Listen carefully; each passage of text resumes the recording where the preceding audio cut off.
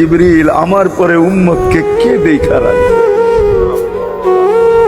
লানত আমাদের জিন্দগি, লানত আমাদের জিন্দগির উপরে। এমন জিন্দগির থেকে জমিন ফাইটা মরা যাওয়া উচিত।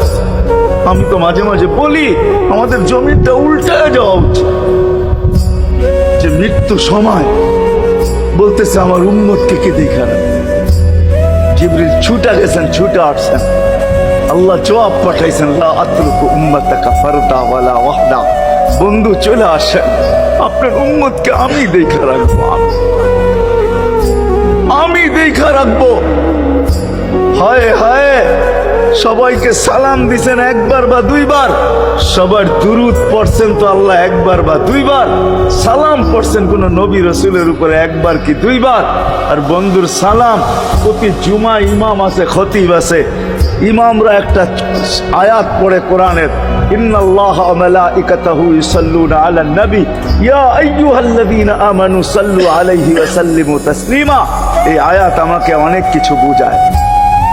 ইমাম ওলামারা, আলেম ওলামারা বলবে এই আয়াতে আমাদেরকে দুরুদ পড়ার হুকুম দিছেন, আমিও বলবো দুরুদ পড়ার হুকুম দিছেন। কিন্তু আমার প্রশ্ন আছে এখানে, আমার প্রশ্ন, আল্লাহ আমাদেরকে পড়তে বলতেছেন, ঠিক আছে, আমরা কয়দিনই থাকবো আর কয়দিনই পড়বো? একদিন তো আমরা মারা যাব, তো আপনার বন্ধুর উপরে দুরুদ কে পড়বে? আল্লাহ বলে, বেওকুফ দেখোস না, ফেরেশতাদের নাম নিছি, ফেরেশতারা পড়বে। আমি যদি আল্লাহকে উল্টা প্রশ্ন করি, একদিন তো ফেরেশতাও থাকবে না, মালাকুল মউত মারা যাবে।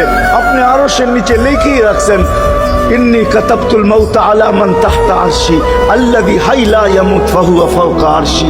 আমার আরশের উপরে যে সে চিরঞ্জীব, যে নিচে আছে তাকে মৃত্যুর স্বাদ পান করতে হবে। একদিন তো ফেরেশতা মরে যাবে, আমাদের নবীজির উপরে দুরূদ কে পড়বে? আল্লাহ বলে, গন্ড মূর্খ, তুই দেখোস না প্রথম আমার নামটা আল্লাহ লেখা আছে, ইন্নাল্লাহা, আমি আল্লাহ পড়তে থাকবো, আমি আল্লাহ চিরঞ্জীব, আমার বন্ধুর দুরূদ কখনো বন্ধ হইতে দেই না আর দিব না।